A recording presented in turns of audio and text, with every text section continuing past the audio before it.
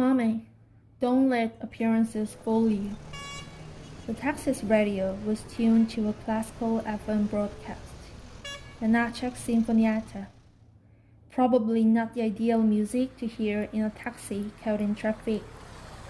The middle-aged driver didn't seem to be listening very closely either.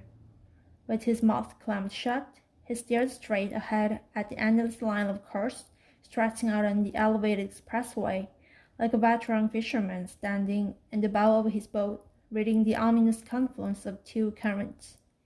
Our mamma settled into the broad back seat, closed her eyes, and listened to the music.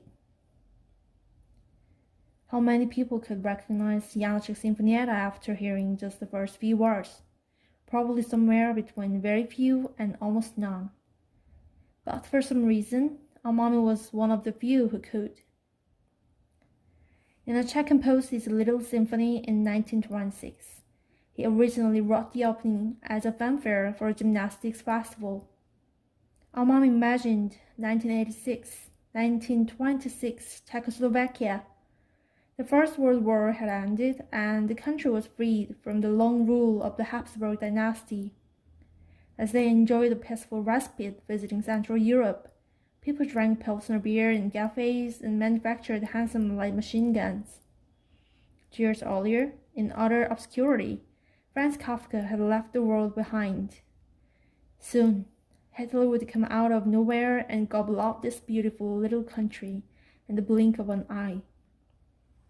But at the time, no one knew what hardships lay in store for them.